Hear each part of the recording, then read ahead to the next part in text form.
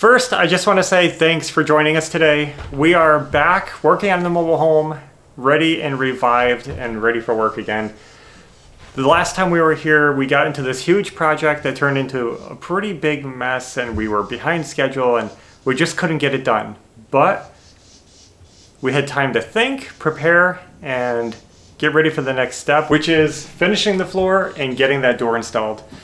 Now, we did have a little bit of hold up with the old electric panel that was here, so we decided to pull it out. This panel, there's nothing wrong with it. Could have used it, except for there's just not many spaces in it.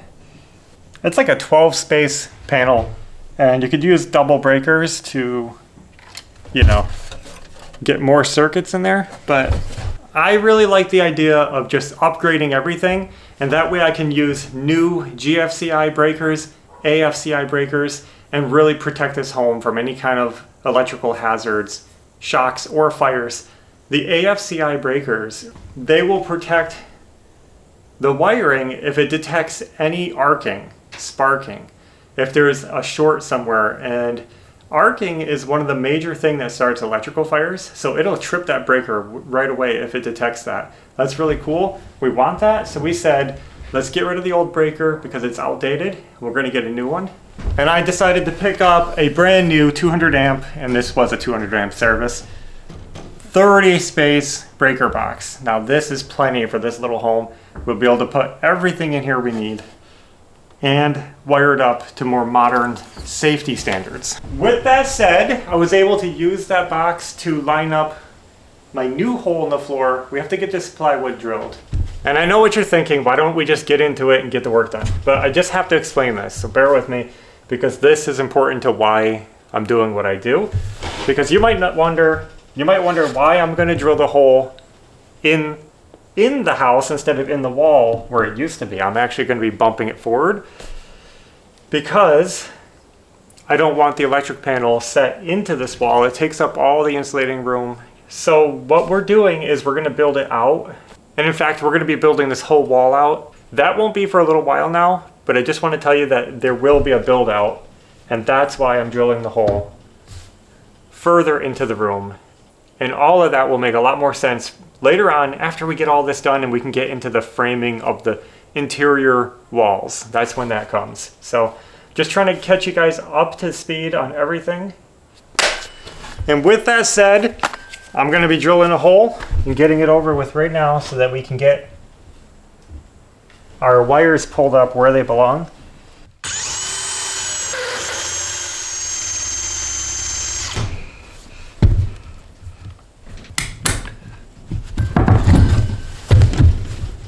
And of course, my hole is right where my blocking is, so we got to go through another layer.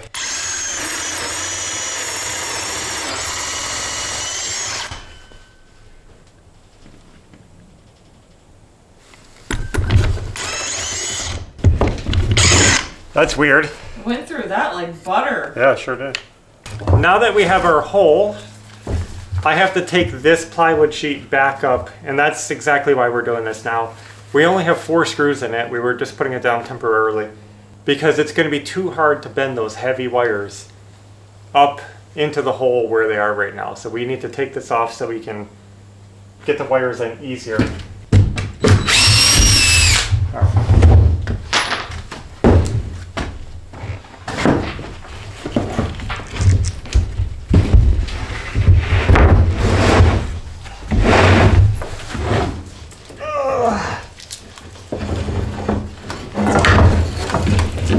These things.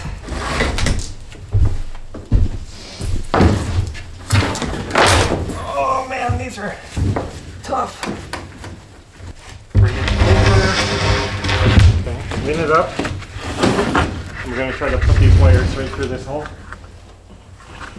Okay, down.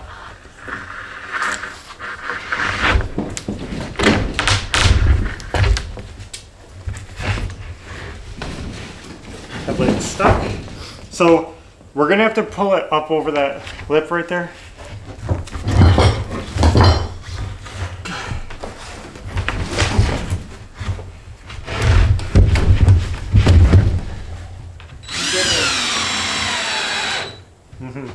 it's going to be a lot easier to work with them. I'm gonna get a new piece of conduit cut. We're gonna slide it over the wires, down to the hole, and we're gonna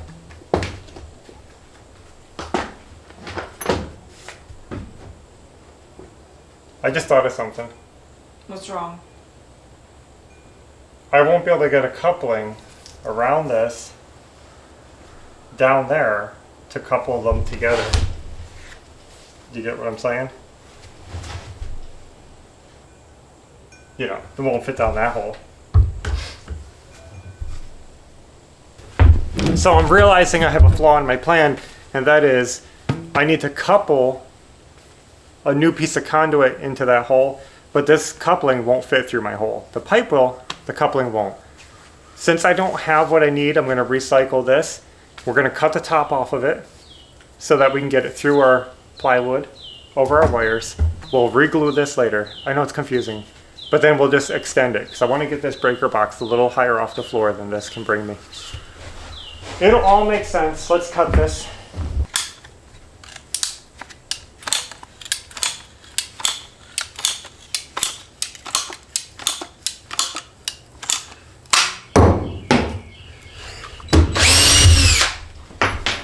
One more.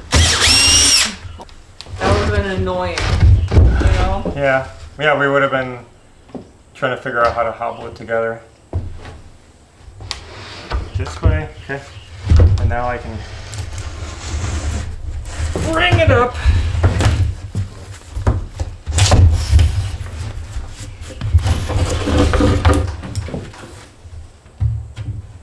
This goes through here.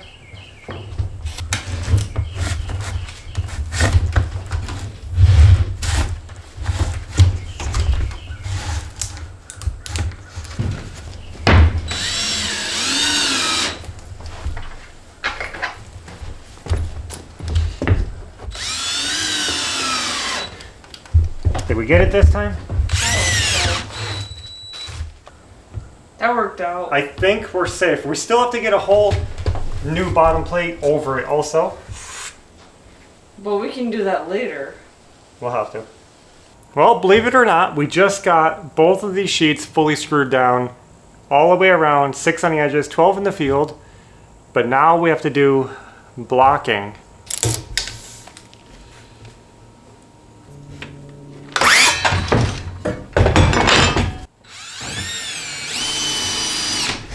Okay, now blocking is just support wood. In this case, it's going in our floor to support the edge of this plywood. And I just want to point this out in case somebody else is trying to learn from this. The only reason we have to put blocking in here is because we're using regular plywood for our subfloor and not subfloor plywood.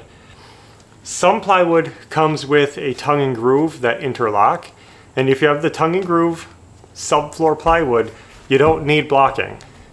The tongue and groove lock together and create what this is trying to accomplish, just that seamless joint where they are held together. And I'm using regular plywood without the tongue and groove because I find that it's a higher quality than the tongue and groove floor plywood, which is terrible these days.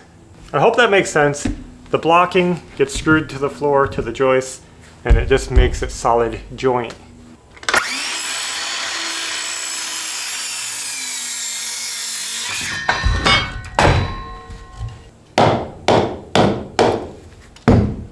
I just have to say that my drywall bit works so excellent for doing subfloor, where it just sets the screw to the right depth so quick and easy. Yeah, where should I start? Somewhere in the middle.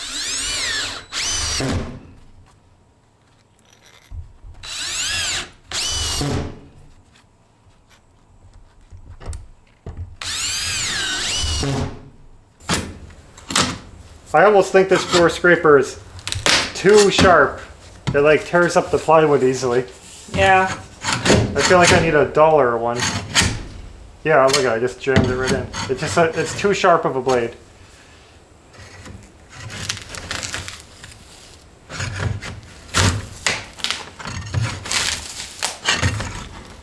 So I guess we're gonna have to sister this side up to hold the next piece. So let me clean this up, get it ready. Now I think we're good. Well, we'll put the next sheet in, then we'll do this block and that block.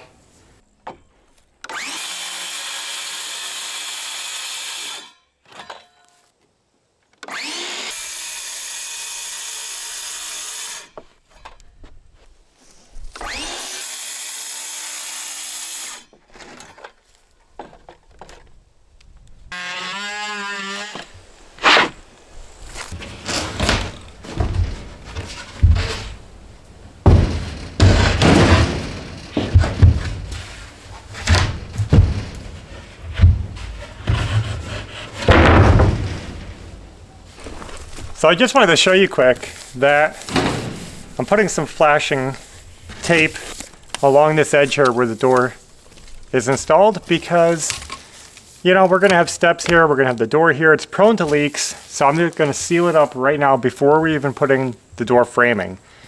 And we're gonna add a little more flashing tape after the framing is in, but I just wanted to get this part done.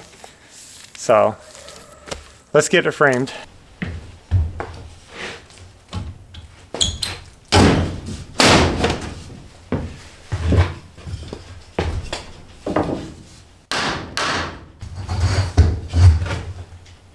Guys, we're almost done framing up this door. I got both my side pieces in. I put a cross piece across the top, and now I'm going to be building in a sort of header. Now, I don't think this door needs a header because it's no different than the windows, but it is slightly wider than the windows, and more importantly, on the outside of the house, we do need something to screw a little drip edge to. There's like a drip cap above the door, so we just want to make sure we have something solid there to attach all that to.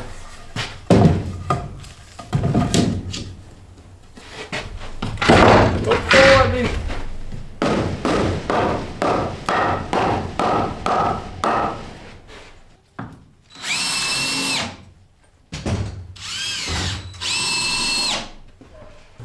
So there it is, single header, complete, and that's perfect for the needs of this home.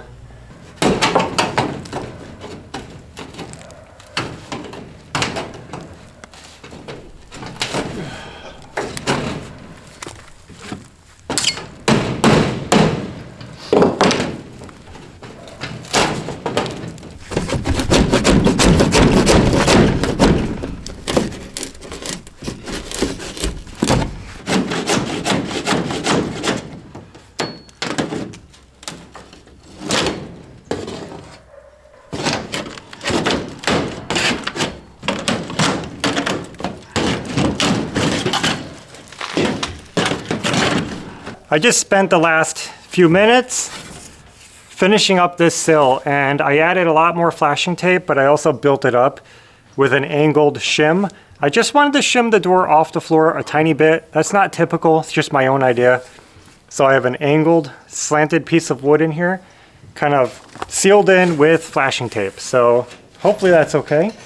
The idea is that if any water gets in here, it will hopefully shed outward, not inward. And I just wanted to bump that door up a little tiny bit. So I think that's good. Now it's just a matter of preparing the door. We can finally install our mobile home door.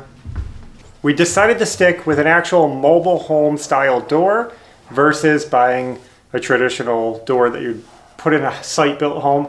And these doors actually install just like the windows. They have a flange all the way around with holes in it, and we're gonna put butyl tape on it to seal it for weather, and we're just gonna screw it in from the outside just like a window. So here's the butyl tape. It's just a tacky, it kind of reminds me of plumber's putty. It's a putty basically. And we're gonna put that all around the flange. Now for the fun part. The back door.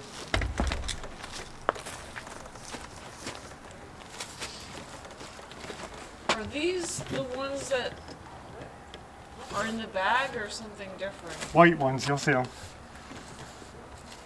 What does it I'll need? hold this right here, down here.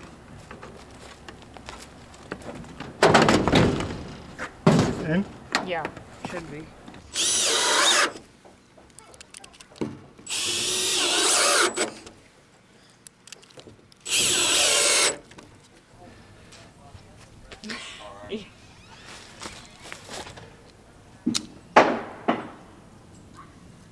Well, we just made it home and it feels good to be home because we just had 2 long days of work. We Yep. try not to overwork in a day because we have a lot of other things going on, but these jobs just needed to get done. I just got to say before we go that the reason we decided to stick with a mobile home door is a couple things, and we will talk about this again in another video, but I'll say it now because I know it's going to come up. We wanted to maintain the out swing door, first of all. That mobile home door swings outward instead of inward. And that's really convenient when you have a small home and you don't have a lot of space by that back door. A lot of these mobile home doors, they open into a hallway, and you don't want the door swinging into a hallway and blocking the hallway. It's just awkward. Ours is going to be a little different, but pretty close to the same, so we can't have it swinging in. Yep. The other thing is that mobile home doors come in a variety of heights. When you go to the store, all the doors are like 80 inches tall, and a rough opening is 82. We only have 7-foot ceilings in that home, and there's not a lot of room to work with, and the original doors were 76 inches tall. So we wanted to stick with that original 76 inches. That's what we got, a 76-inch height door. We didn't have to modify the metal for the opening. We didn't have to cut anything. We didn't have to change anything. All we had to do is replace the old wood with fresh wood, and it fit. And that's what we wanted to do. So it just made sense to do that.